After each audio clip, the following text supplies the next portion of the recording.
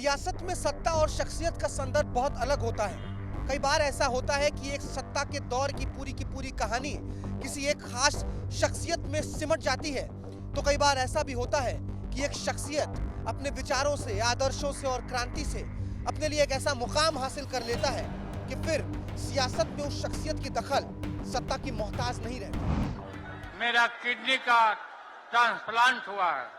बीमार जरूर हैं, लेकिन बीमार हम समय पर नहीं हैं।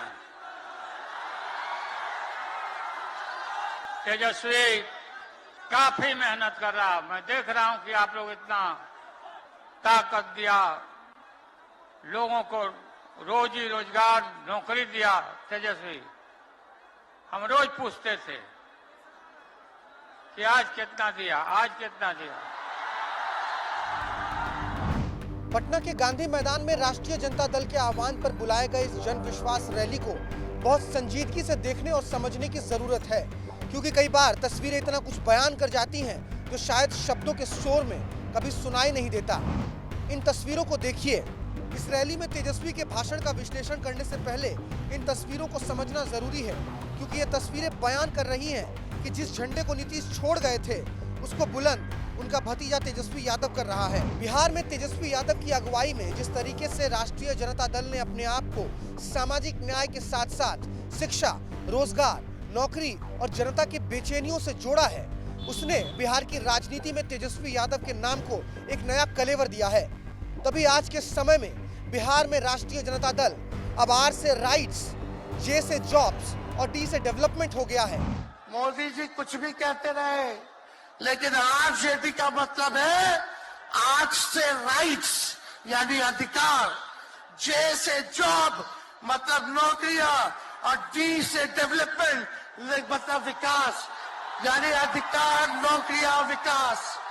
राइट्स, जॉब, डेवलपमेंट, ये है आरजेडी का मतलब। यही गांधी मैदान है। यहाँ राजनीतिक रैलियां तो होती थी, लेकिन जब तेजस्वी 17 महीने सरकार में था तो नौकरी का भी रैला। इसी मैदान से एक साथ 2 लाख लोगों को हमने नियुक्ति पत्र बंटवाया था, याद है कि नहीं है? तो रोजगार मेला भी, रोजगार रैली भी हम लोगों ने इस धरती पे किया है। बिहार की सियासत में मुद्दों के सफर को इस तरीके से समझिए कि आज बिहार में राष्ट्रीय जनता दल का एक 34 साल का अंकुर पिछले 34 साल की राजनीति में जो नहीं हुआ आज वो कर रहा है। आज तेजस्वी यादव पटना के गांधी मैदान से यह ऐलान कर रहे थे कि बिहार की राजनीति में नौकरी की नींव तेजस्वी यादव ही है। बहरहाल इसके साथ साथ तेजस्वी यादव ने अपने ऊपर लगने वाले परिवारवाद के संगीन आरोपों का भी बहुत रोचक अंदाज में जवाब दिया है।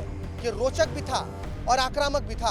कल आए थे प्रधानमंत्री जी, बोल रहे थे हमारे पिता के बारे में, हमको इनडायरेक्ट बोले कि अपने पिता का नाम क्यों नहीं लेता है, अपने पिता का काम क्यों नहीं गिनाता है। मोदी जी थोड़ा कान खोल के सुनिए। आज जरा बताइए, 90,000 करोड़ का मुनाफा यूपीए 1 में हुआ था। लालू जी ने ऐतिहासिक काम किया, आज तक रेलवे को मुनाफा नहीं हुआ था।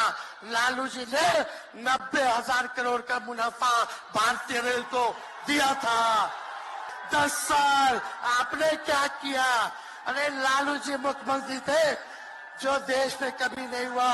मानसिक गुलामी से मुक्ति लालू जी ने दिलाया, बिहार में सामाजिक न्याय करके दिखाया, गरीबों को आवाज दिया। आज कोई भी गरीब 90 के बाद अपना अधिकार के लिए लड़ना जानता है। अब कोई चप्पल उतरवा देगा, अब कोई कुआं का पानी नहीं पीने देगा। अरे अब कुआं का पानी नहीं, 10-10 को कुआं बना लेगा और जरूरत पड़े तो उन्हीं लोगों को पानी पिला देगा। केंद्र की राजनीति में बिहार के सियासत का दखल कितना जोरदार होगा, उसको आज पटना के गांधी मैदान में बिहार के लाखों लोगों ने अपने जन सैलाब से साबित कर दिया है। लेकिन पटना का गांधी मैदान भी अपने आप में ऐतिहासिक है और इस ऐतिहासिक सफर में बहुत से सियासी कहानियां सिमटे हुए हैं। एक वक्त वो भी था जब इस पटना के गांधी मैदान ने जयप्रकाश नारायण को जननायक बनाया। फिर लालू यादव भी इसी पटना के गांधी मैदान से अपने आप को सामाजिक न्याय का पुरोधा बता पाए। फिर बारी नीतीश कुमार की भी आई जब इस पटना के गांधी मैदान ने नीतीश कुमार को राजनीतिक तौर पर सशक्त किया। उसके बाद 2014 में भी यही गांधी मैदान था जिसने प्रधानमंत्री नरेंद्र मोदी की अगुवाई पर मुहर लगाई थी और आज ये गांधी मैदान बिहार में तेजस्वी की तेज का गवाह बन रहा था। वीडियो जर्नलिस्ट नागेंद्र के साथ भारत सूरज, विस्तार न्यूज।